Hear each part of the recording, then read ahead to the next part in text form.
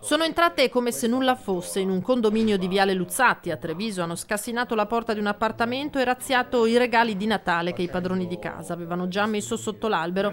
Non contente, hanno arraffato monili in oro e bigiotterie e addirittura i vestitini dei bambini. Poi, come testimoniano le immagini delle telecamere di videosorveglianza, se ne sono andate senza fretta, risalendo sulla Mercedes classe A con cui erano arrivate. Dopo quasi un mese di indagini, la squadra mobile è riuscita a risalire alle 2, risultati e poi essere delle giovani nomadi, anche se dall'abbigliamento non si intuiva.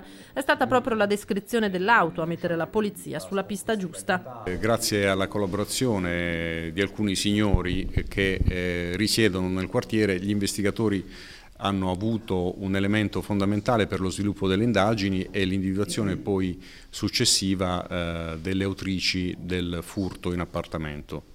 Abitazione di proprietà di una famiglia albanese che aveva comprato diversi regali da portare ai familiari in patria per le feste. Si sono introdotte nell'appartamento e hanno sottratto i pacchi dono che erano stati messi dai genitori sotto l'albero. All'interno di questi pacchi c'erano ovviamente dei regali per i bambini.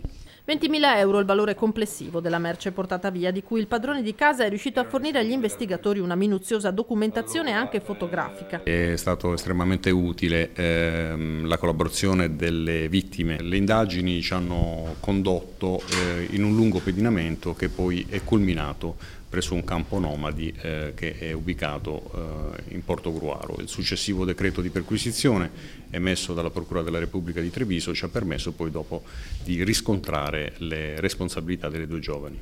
Recuperati nella roulotte del marito di una delle due giovani, una 23enne, diversi capi d'abbigliamento. Sia lei che la complice 19enne sono state denunciate, ma se la più grande è già in carcere dove deve scontare una condanna a 3 anni, la più giovane è attualmente irreperibile.